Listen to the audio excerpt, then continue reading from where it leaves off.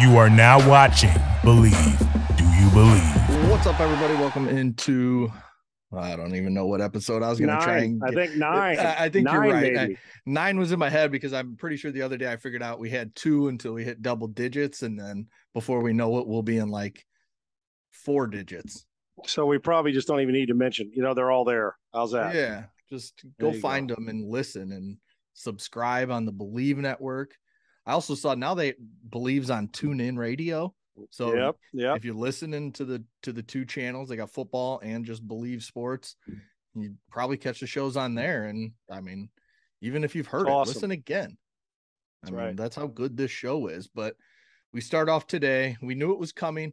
You've kind of been saying you thought within 2 weeks. Well, we're right about that time. Gives them, they still have 2 preseason games left. Deshaun Watson's punishment. I don't even want to call it a punishment. They settled. The NFL knew they could get more than the 6 games that Sue Robinson put down a few weeks ago. And so the NFL appealed, and now they've settled with Deshaun Watson for 11 games and a $5 million fine.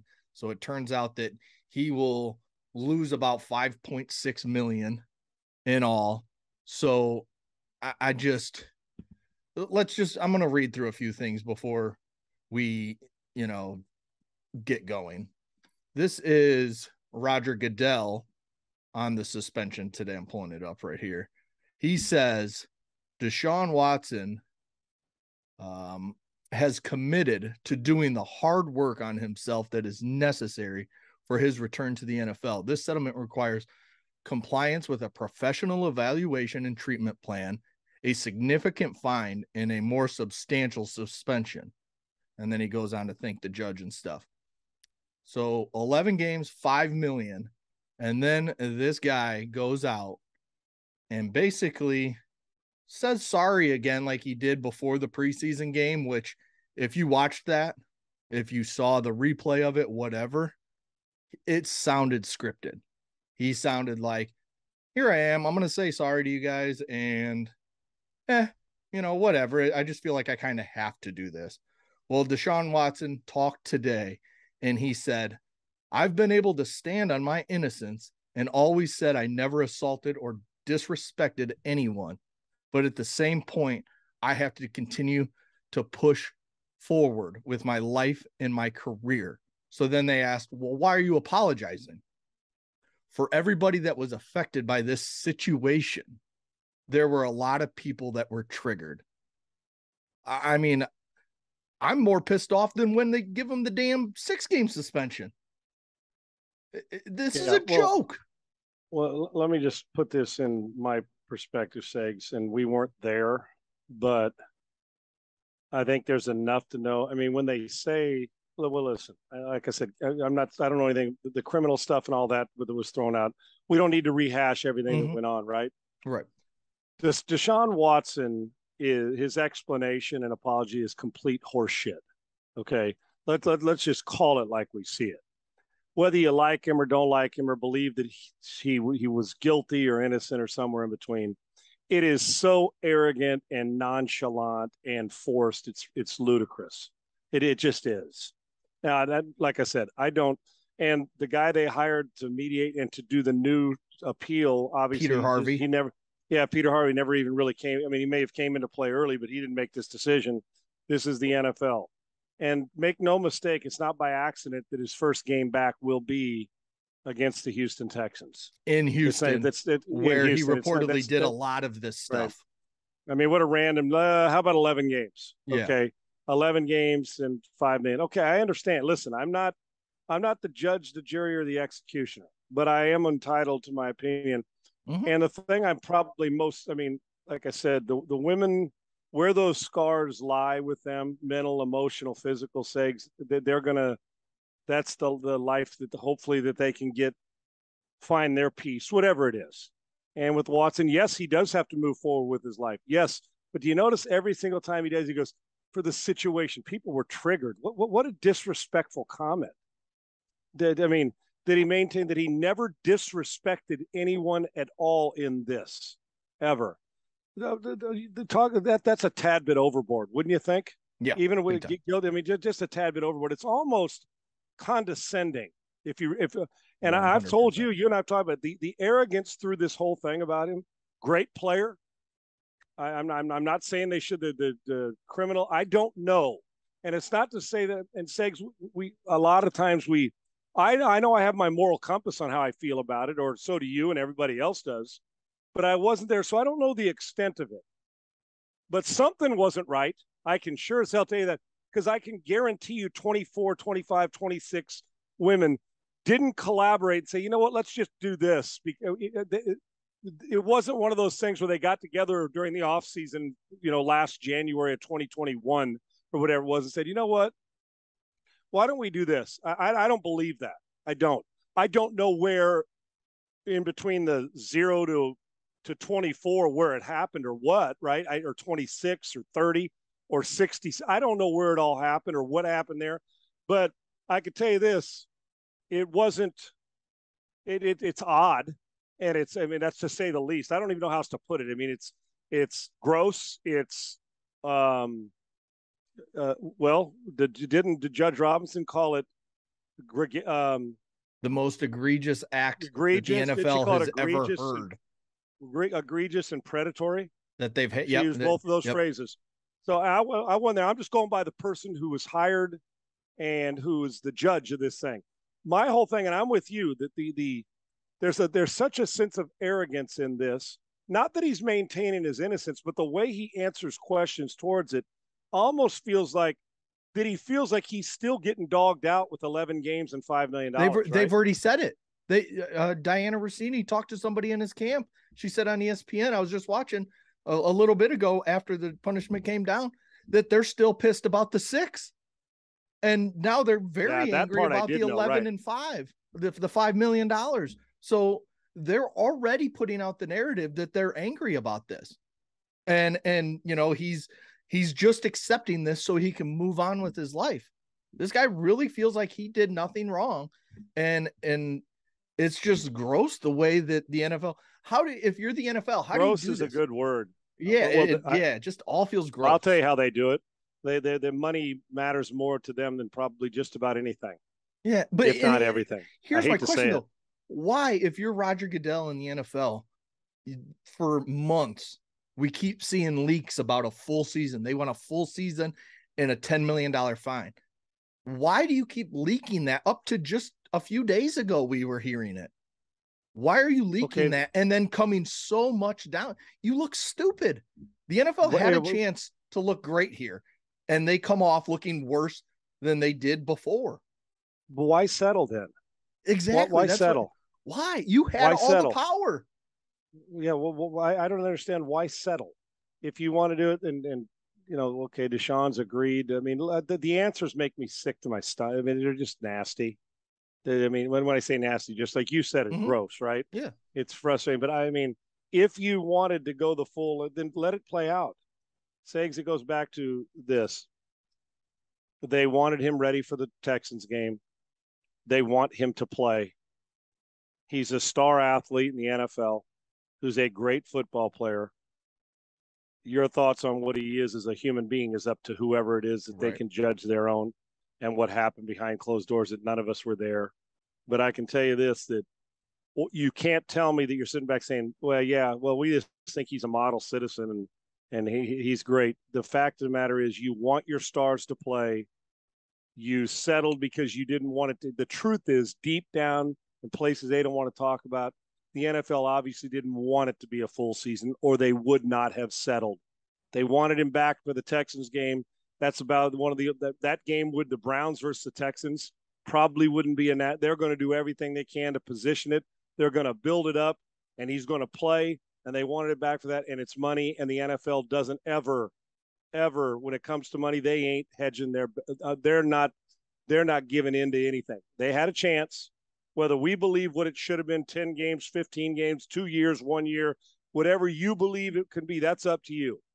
But when you say you wanted a full year at minimum, and because he offers $5 million, $5 million in 11 games, what an odd number of games. It's weird, odd included, but just happens to fall there. It comes down to they love their money and they love their star players playing regardless of why they're suspended or why they're playing.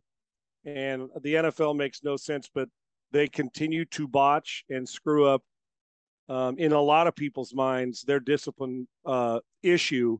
And there is a discipline problem when it comes to the NFL. There is. Yeah, I saw this tweet from somebody who basically said kind of what we're talking. The NFL is going to come off looking really bad here when it comes to this. What a shock. Exactly. Right. And like we talked about on a previous podcast, they finally had their chance to kind of make up for what they've done in the past. They had their chance and they screwed it up. But this guy's going to, like I said, lose $5.6 million when you count in the $600,000 he'll lose from his $1 million salary, which is just garbage. But 5.6, this guy from last season when he didn't play a snap, remember, because he wanted to be traded, not because he was sitting out because of this whole thing. He wanted to be traded last year. And then all this came down, in the springtime sometime.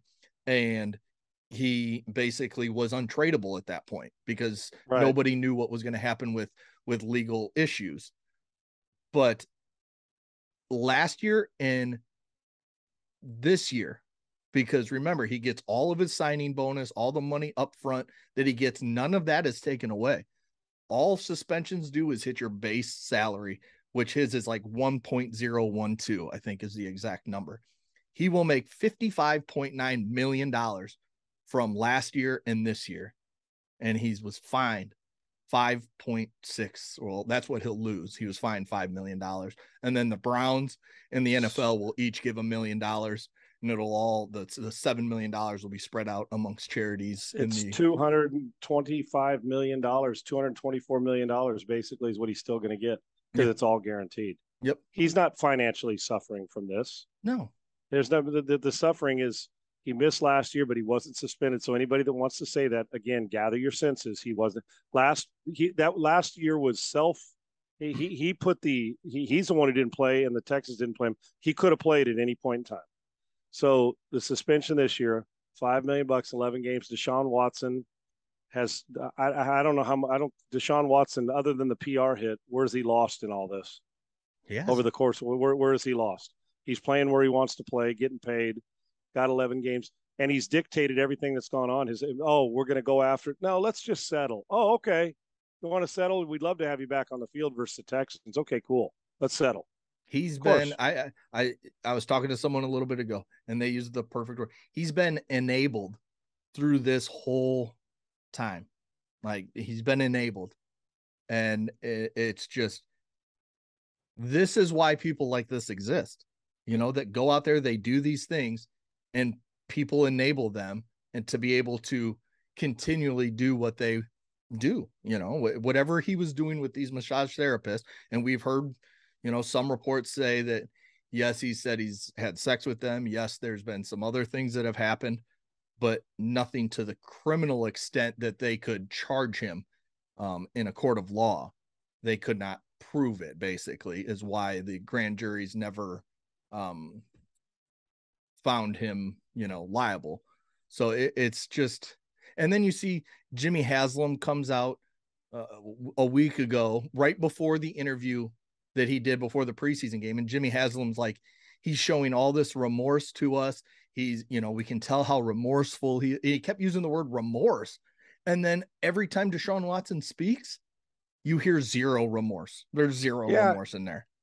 But Jimmy says remorse because he always mentions, I think when he's saying this, he's talking about his family and his agent, put them through that they had to do this and hire an attorney. I think he's talking to everybody but the gals, the women, the ladies. I do. And it seems to me that so remorseful, yet he says he's innocent. So what's Jimmy Haslam saying he's remorseful for? Remorseful for what? Exactly. That the NFL had to go through, that it's just been a hassle for everybody? Or remorseful to the women he put in a very, very difficult situation? You know who Deshaun Watson's remorseful for? Himself, that he's had to deal with this. That's right. Who Deshaun Watson answer questions and go through this. Yes, he's the victim here in his mind. Yeah, he's hinted at that. Yeah. He's hinted at that. There's no doubt. He's the one that's being suspended 11 games. He's the one that wasn't able to play last year because of the trade request, but then he wasn't able to play because nobody would trade for him with all this stuff going on because he was falsely accused. And now he's the victim because he's been suspended the 11 games and he has to pay $5 million. Well, I mean, I don't know if it was Schefter or who it was. I've got so many tweets I've looked at.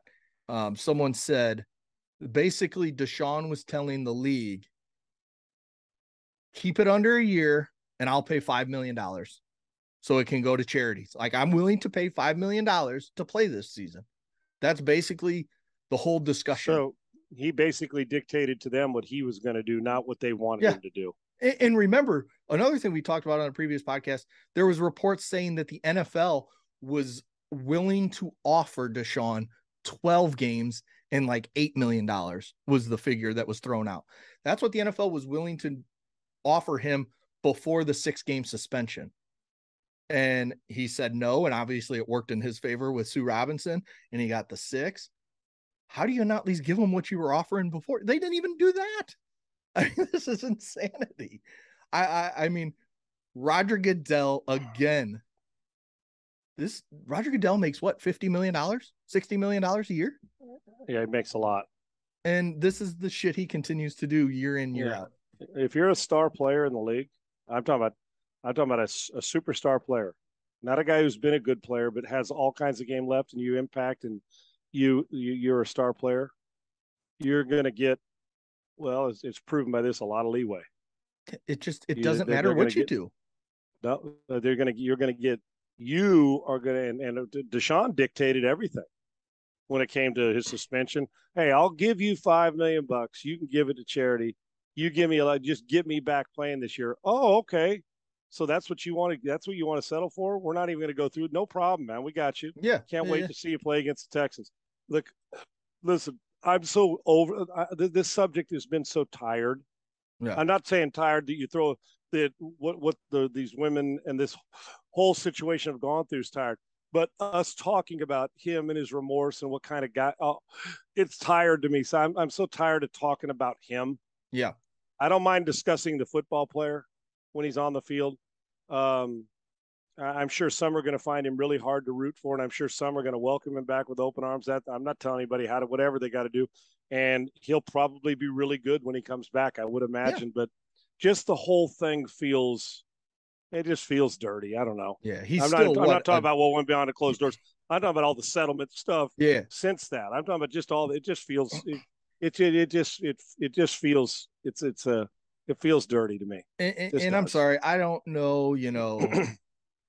Who gets whatever happens with massages. I've got a few when I had some back problems back like a decade ago, and there was never non-disclosure agreements involved.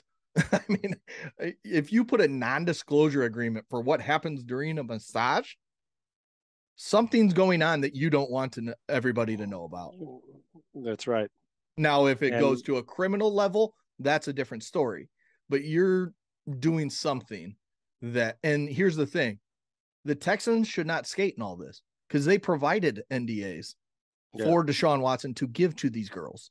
Right. And if you're, listen, and another thing you talk about, criminal or not, doesn't make it that there was not something that happened that was not right. Doesn't make it, okay. It doesn't. Now people are, the criminal charge. Now you have to, that's why we have a justice system put in place and people who make these decisions. It doesn't mean that everything was, that everybody agreed to everything and it was just a normal and everything. Mm-hmm. There was obviously the description of some of this stuff is enough to make you throw up. So, right. When you hear about it. And so now we get on with it and he'll be suspended and they'll play up until game 11. And it doesn't matter what the guy, listen, if the Cleveland Browns are 7-4 with him gone or 8-3, he's still playing. He will start when he's healthy. Oh, for sure. And when I say healthy, when he's ready to go, he will start. No matter what they're he's reinstated by the NFL. He's playing. I think it's November 28th is when he can apply, and it'll probably take a day or whatever. Then he can be at practice on that Tuesday or Wednesday, whenever they get back in for game planning for the Texans. And he will be under center, whether it's a bye week, whenever that's over. And if it is a bye week, and why do I think that it is? It's not. No, I looked at the schedule. I can pull it up, but yeah, I looked at the schedule. I don't think it is. I think it's a few weeks before that. Oh, okay. I was going to say, well, how, the bye week, now you get 10 games. I don't know if it is or not, but I do know that it's not coincidental that they're giving him back when they're getting ready to play the Texans. You and I both know that. And he's going to Houston, where he did a lot of this. Like, what are you thinking? Like, what are you thinking? Let's see. It's exhausting. No, you are. Wait, no. What the hell? This doesn't seem right. Oh, that's the 2020 schedule. So yeah, it's just, why would you take him back to Houston? I mean, if you're those women in Houston, how are you going to feel? That guy's coming back to now your city, and he's going to be playing in an NFL game. I mean, yeah. And the chances are he'll play good football too, Segs, because he's a good player. I mean, he's still a 27-year-old all-pro type quarterback. That hasn't changed. If anything, I said the other podcast, he's going to be the most healthy he's ever been. Oh, this dude's just sat around and probably got more massages to get his body right. And I don't think that, he's just arrogant enough that this stuff won't affect. You know how some guys play a little bit more timid. Oh man, they let I think he's probably an expert at compartmentalizing where, that happened there. I'm on the football field. I mean, I guess, which for the Cleveland Browns, that won't be a bad thing. Oh, you could just focus on football. Great. I'm sure they're thinking, but yeah, the whole thing, man, is, and we're going to keep talking, and then it's going to be revisited as we start to, as we creep up towards him playing again, and he gets closer to him playing, all those things. It's not it's just been this has been a long process, but he pretty much dictated every step of the way what went on, and he got him to settle. Well, there you go. $5 million, which is a drop in the bucket to him in 11 games. And the timing of it is he'll be ready to play in Houston versus Texans. Crazy stuff, man. Yep, very crazy. Now, to look at the football side of things for the Browns, I just pulled up their schedule, and I think we've gone over this another week, but Carolina, Jets, Steelers, Falcons are their first four winnable games, even if you have whoever at quarterback, because all four of those teams are going to struggle. And I just noticed that they open up against Baker Mayfield. I didn't realize that. But then the schedule gets very tough.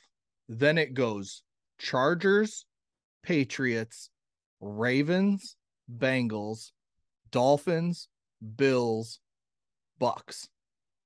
I mean, that's a stretch there that you could easily go 0-7 because you don't have Deshaun Watson. Yeah, I'm looking at a 6-5 type team by around a 6-5 type team around that point in time. Yeah. And okay, but now here's my question, and I was going to bring this up. 11 games. We know that suspension. He will be out 11 games. If you're the GM of the Browns, do you go get Jimmy Garoppolo? Or do you wait to see if he's released? Because that's a lot of money you got to bring in if you trade for him. Do you wait to see if he's released by the Niners before the season starts, and then you go get him at, $5 million Jimmy, or whatever? If I'm Jimmy and he does get released, I wouldn't sign with them. I wouldn't do it because you can't. You're not playing in the playoffs if you make it. It won't matter what he you could do. Go 11-0. They're going to set his ass down. Yeah. So if you're Jimmy looking for a future and you don't want to move again and be a rental, then if they release him, what people feel just release him and the Browns will get him. Well, Jimmy gets to say it too. He can say, no, I'm not going to Cleveland. Yeah, right. And then if you're Cleveland, are you saying, okay, can Brissett hold it? Put it this way.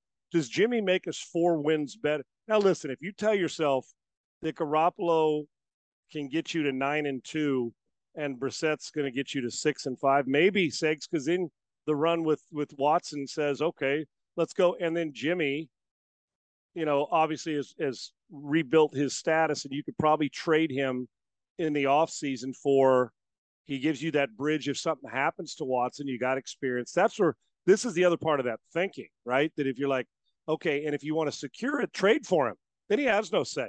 If you want to secure it, trade a 4th round or 3rd, whatever pick for him and get him to Cleveland. And so if Watson does struggle, or let's say he gets a hammy in December, at least you got a guy who's been in the Super Bowl and 2 NFC championship games. So I think it's an interesting point, but if you believe that everything's going to go and that Brissett gets you to 6-5 and Jimmy maybe gets you to 7-4 or 8-3, depending on how healthy he is. Because remember, he's still working through his to get 100% back in arm strength and all that. So I think it's an interesting, but if I'm Jimmy and they release me and there's another option, I would go somewhere else. Not because the Browns are not good, but because Jimmy's still at a time when he's in the prime of his career trying to get that back. Go somewhere where you can play and you don't have to up and move again. If it was me, unless there's only a team or two that want you and both are rentals, or one team's not good and they want you, or another team. Now, for instance, who's going to be scrambling around? Tyrod Taylor's a veteran. He's going to get more work. What if all of a sudden the Giants said, screw it, and they cut Daniel Jones if they don't like his game?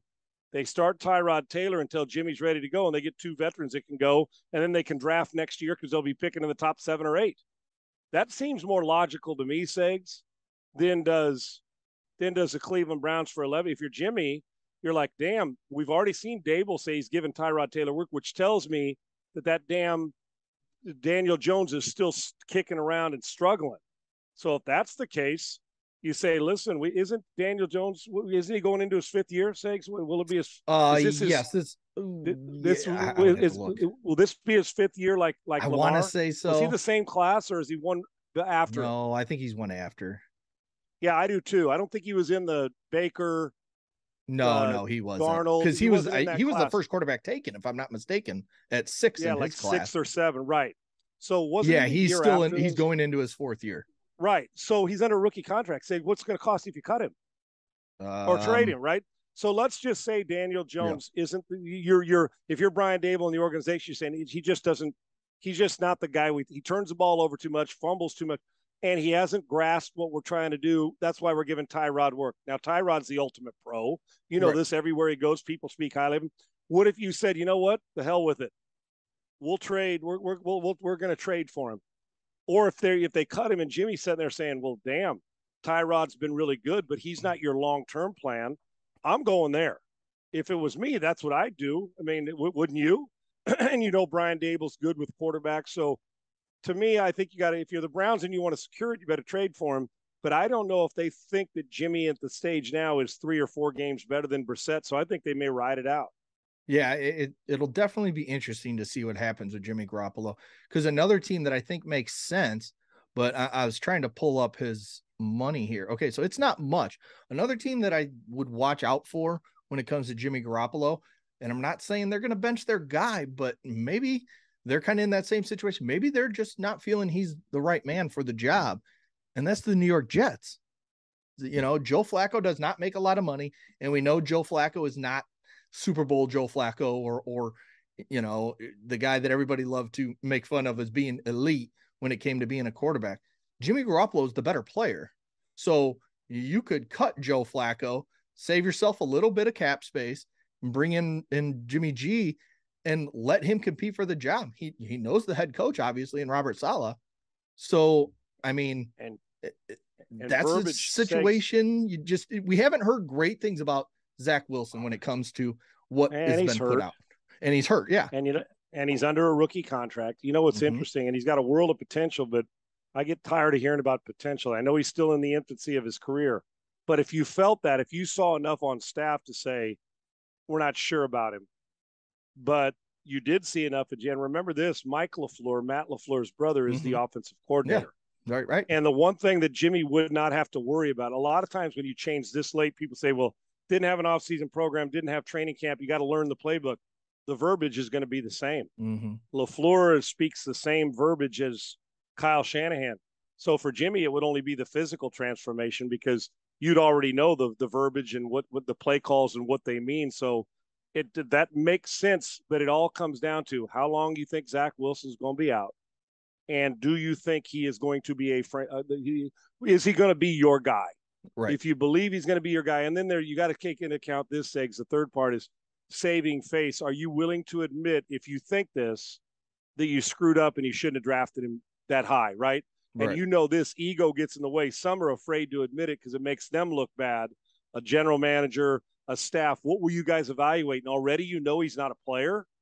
Or if you do. So makes an interesting thing. But if I'm Jimmy, if they cut me, the truth of the matter is probably, I mean, now you want the money, but there's something to be said for going where you're loved. And if they love you, you go get paid. But then again, if they trade for you, it tells you also that they care a lot about you and they wanted you in the first place. Right. Yeah. That's where it's it's going to be and this is all predicated on Jimmy being cut basically, because it's going to be hard for a lot of teams to take on that big cap unless the 49ers and still give up an asset for him too. Yeah. You're going to give up an asset, which isn't going to be just a 7th round pick. You're going to pay a 4th or a 5th round pick. I wouldn't trade him for a 7th. If I'm the 49ers, I just say, screw it. He's playing here. Right. I'm not trading him for that. I'm not giving his ass away. He's been to the Super Bowl.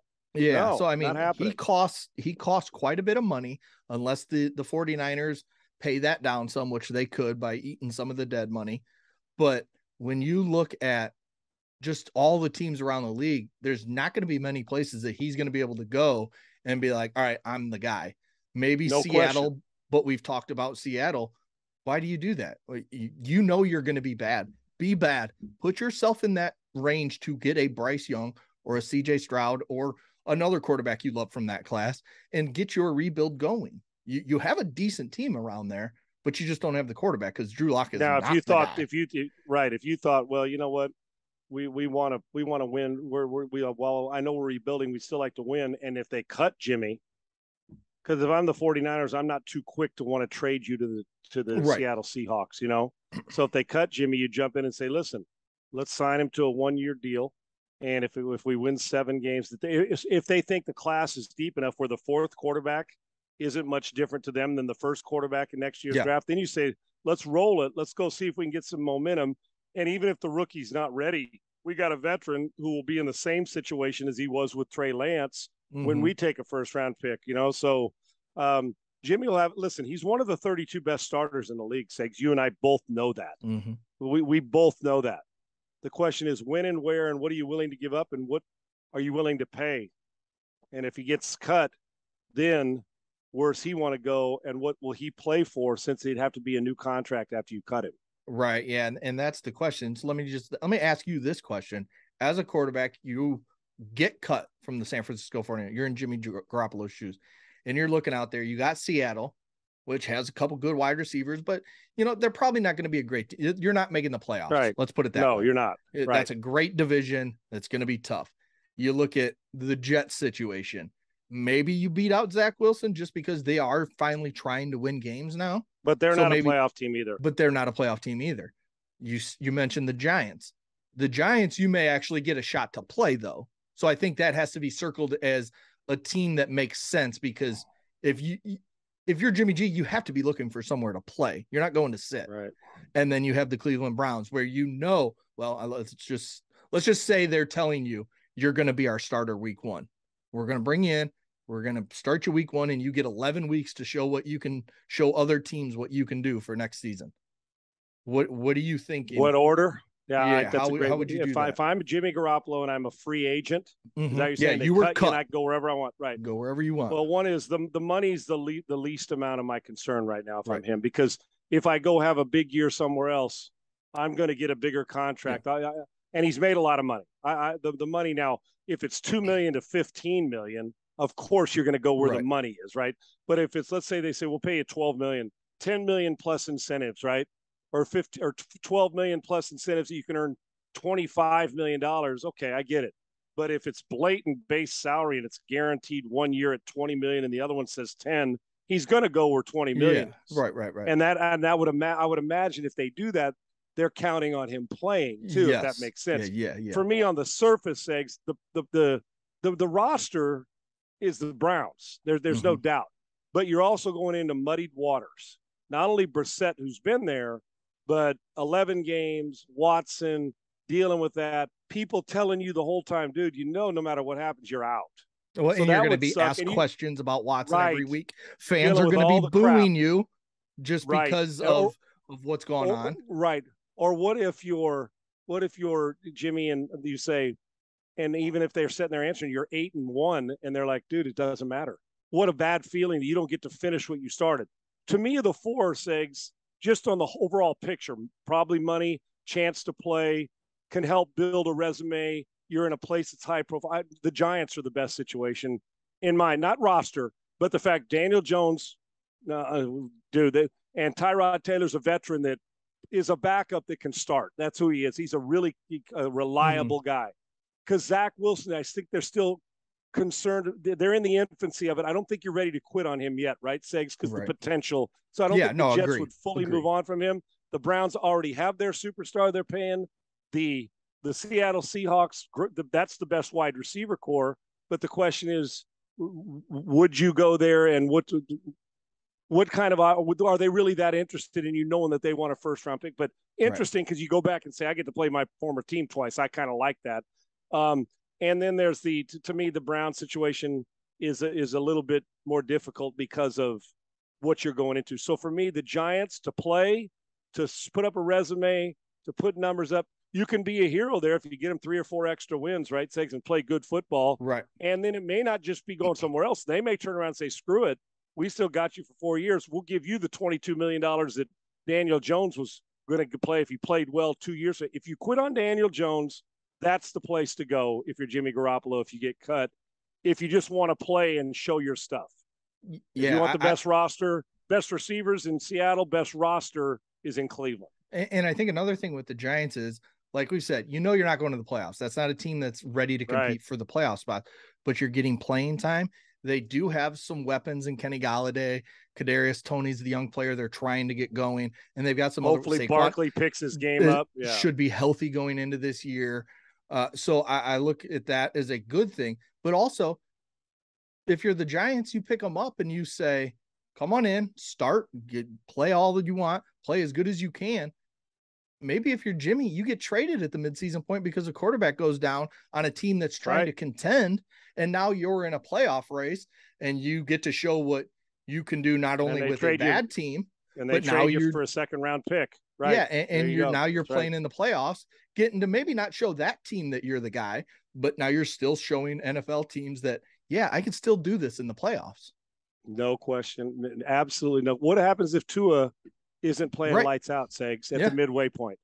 Just curious. I mean, I'm using him as an example because there's another 49er there in Mike McDaniel, right? Who knows? But they're still good enough that they're like he can win 10 games 6-4, right?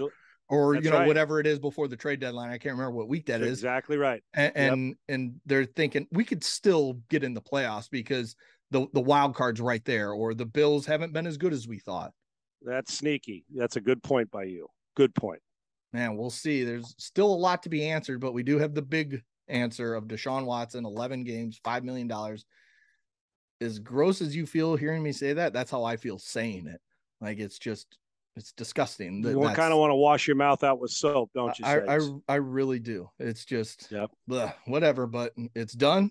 We'll see him. And you'll see him against the Texans. Yep. What a shock. Week 13 against the Texans. And that is not that ain't coincidental. And you and I both know that. Nope. There you go. It's the NFL. They don't do anything coincidental. Amen. All right. Check it out. The Believe Network, the Sean Salisbury Show.